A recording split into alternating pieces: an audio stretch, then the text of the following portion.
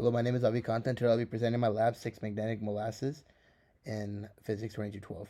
So for a little bit of introduction, the main goal of this lab is to study magnetic induction by looking at the data of a magnet falling through an aluminum tube. Then we're going to compare it to a computational model. We will be using the computational model called Grossker to simulate the experiment in ideal conditions. An experiment was also done in real life to show the experiment in realistic conditions.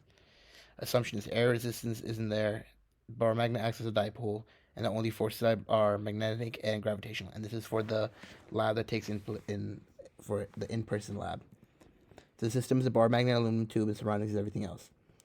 Some important information is that some important laws are the Biot-Savart law, which you can see is right here.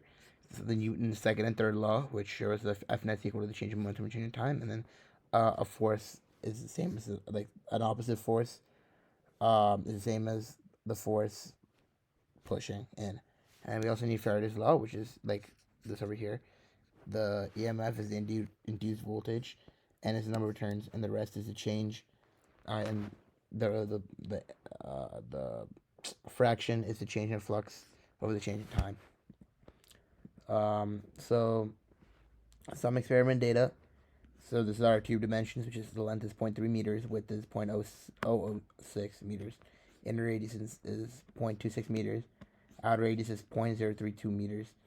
The magnet properties is the mass of the magnet is 0.025 kg, and the mu magnet is 4.613 a times m squared, and then the average time we found was 1.106 seconds, which we got from this table from different trials and errors. This is my glow script code, so we had to first define some physical constants to make it easier on us. Then we needed to find the geometry of the tube, which is basically we're just plugging in the values from before. And then now we're making functions, so we have to make a function for the magnetic field of the bar magnet, and we need a function to create the magnetic flux of the bar magnet. So that's that.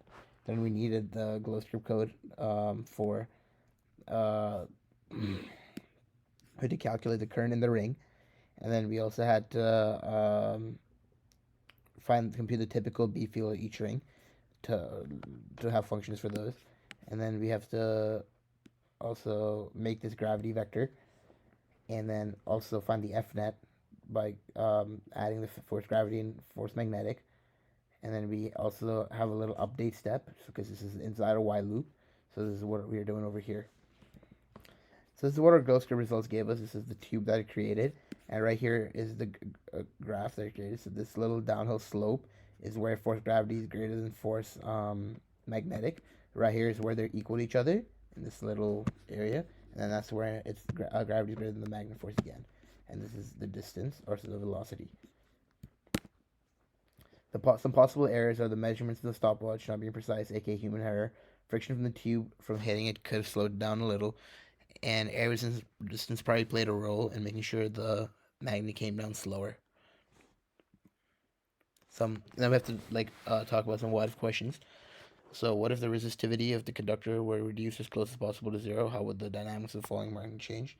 So if that happens, if you look at Ohm's law, which is V equals IR, decreasing the resistance would increase the induced current, producing stronger opposing magnetic field and slowing the magnet even more. And if there are slots cut in the tube, this would affect the current rings overall within the tube, and meaning there'll be a weaker magnetic field causing the magnet to fall faster. Thank you for listening to my presentation.